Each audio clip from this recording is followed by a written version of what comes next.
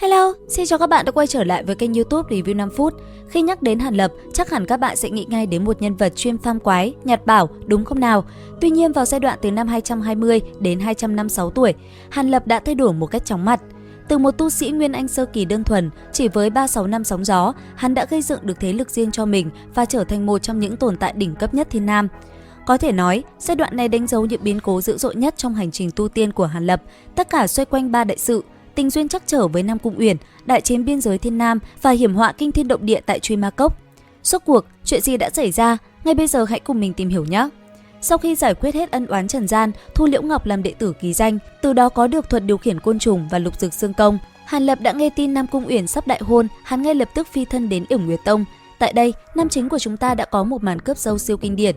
Sau khi cùng nóc nhà ôn lại chuyện cũ, cả hai quyết định hợp lực đánh bại đại trưởng lão, đoạt huyết ma kiếm và giúp Nam Cung Uyển phá giải khốn tâm thuật. Sau biến cố, Nam Cung Uyển phản bội sư môn, chính thức gia nhập Lạc Vân Tông, nhưng hạnh phúc vừa chớm nở đã lập tức bị vùi dập. Chỉ một năm sau, Nam Cung Uyển bị trưởng lão Âm La Tông gieo phong hồn chú, nàng buộc phải tự phong ấn trong băng.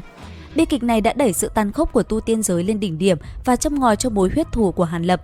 Không một chút chần chừ, hắn lập tức tế luyện đại canh kiếm trận, truy sát gã trưởng lão, đoạt lại quỷ phiên và thu được phương pháp luyện thi. Song song với tuyến tình cảm, vị thế của Hàn Lập tại Thiên Nam cũng thay đổi một cách chóng mặt. Đại chiến biên giới bùng nổ, không còn là kẻ đứng ngoài lề, Hàn Lập trở thành nhân tố chủ chốt. Ban đầu, hắn tham chiến chỉ vì lợi ích cá nhân để thu thập canh tinh, nhưng cục diện đã đẩy hắn vào thế tiến thoái lưỡng nan. Khi các tu sĩ bị nhốt trong huyết la chảo, chính Hàn Lập đã trốn thoát và quay lại giải cứu đồng minh. Đỉnh cao của chiến công là khi Hàn Lập tiêu diệt Lục phu nhân, vợ của tông chủ Âm La Tông và cướp được Nguyên Minh Đăng, trực tiếp xoay chuyển cục diện chiến trường. Sau trận chiến này, cái tên Hàn Lập không còn vô danh mà đã trở thành kẻ có danh tiếng lừng lẫy thiên nam. Dù vậy, hắn cũng không lãng phí thời gian, lập tức bắt tay vào tu luyện Nguyên Anh thứ hai và luyện chế Thiên Tuyết Ma Thi. Đây là thời điểm thực lực Hàn lão ma gia tăng một cách đáng kể. Nếu chiến trường Thiên Nam là nơi Hàn Lập khẳng định danh tiếng, thì Trụy Ma Cốc chính là ván cờ sinh tử thực sự, khiến nam chính của chúng ta suýt chút nữa mất mạng. Mọi thứ bắt đầu một cách có tính toán. Hàn Lập đi đến cực Tây, gặp đại diễn thần quân, học được đại diễn quyết và khu lỗi thuật. Khi quỷ linh môn buộc phải phát trụy ma lệnh, Hàn Lập liền trở về Thiên Nam, luyện chế lượng lớn khôi lỗi kết đan kỳ để chuẩn bị vào cốc.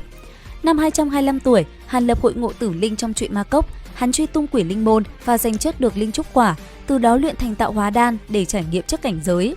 Nhưng bi kịch bất ngờ ập đến khi Nam Lũng Hầu và Lỗ Vệ Anh vô tình thả ma hồn ra ngoài và bị nó nuốt chửng. Cùng lúc, một nhóm tu sĩ khác bị huyết điểm phân hồn lừa gạt, dẫn nó vào không gian liệt phùng, gây ra một vụ nổ không gian kinh động toàn bộ Thiên Nam. Trụy Ma Cốc cũng vì thế mà biến thành địa ngục trần gian. Trước tình hình ấy, Hàn Lập phải đại chiến với huyết điểm chủ hồn để giải vây cho lệnh hồ lão tổ. Khi phần hồn xuất thế, nó cướp mất hai thanh thanh trúc phong vân kiếm của Hàn Lập trước khi bị đánh trọng thương và tẩu thoát. Còn nam chính của chúng ta và chủ hồn thì bị hút vào tàn tích linh miếu viên. Chủ hồn bị cấm chế tiêu diệt, còn Hàn Lập trong cái rủi có cái may, hắn thu được lượng lớn linh dược. Tuy nhiên, cái giá phải trả là hắn buộc phải bế quan tại chỗ do sát khí quá nặng. Trong khi Hàn Lập bế quan, thế giới bên ngoài không hề yên bình. Huyết điểm phân hồn, nay hóa thân thành Hàn trưởng lão, đã trở thành một quả bom nổ chậm. Sau khi ra khỏi cốc, nó đã điên cuồng nuốt chửng Nguyên Anh để khôi phục. Từ đó, phá hoại đại trận Vô Biên Hải, gây ra đại xoáy nước. Dù bị Tiêu Ma đội Thiên Nam đánh trọng thương, nó vẫn trốn thoát đến Đại Tấn và ẩn mình trong hoàng tộc Diệp gia.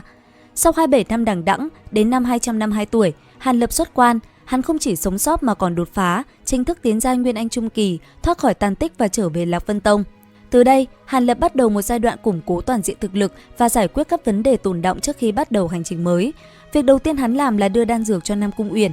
Sự kiện này gián tiếp khiến Mộ Phái Linh phải sửa đổi công pháp Điêm Phượng Bồi Nguyên Công mà nàng đang tu luyện. Đến năm 253 tuổi, Mộ Phái Linh đã kết thành kim đan thành công. Một thời gian sau, Hàn Lập đại diện Lạc Vân Tông đến Bách Xảo Viện tham dự quan lễ. Tại đây, y đã ra tay và đánh bại Kim Vũ Hoàn. Chiến thắng này trực tiếp định đoạt kết quả, dẫn đến việc Vân Mộng Tam Tông phải sắp xếp lại thứ hạng, khẳng định vị thế của Lạc Vân Tông.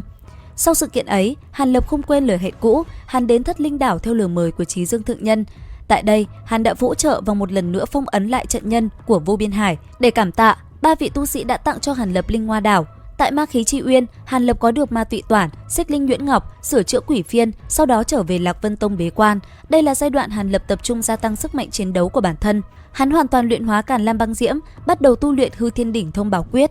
Trong thời gian này, Hàn lão ma của chúng ta cũng luyện chế thành công một con rối cấp Nguyên Anh. Đến năm 256 tuổi, Nguyên Anh thứ hai của Hàn Lập cuối cùng cũng tu luyện đại thành, đã không còn vướng bận và thực lực đã đạt đến một tầm cao mới. Hàn Lập quyết định rời Thiên Nam, chính thức lên đường đi đến Đại Tấn, bắt đầu một hành trình mới.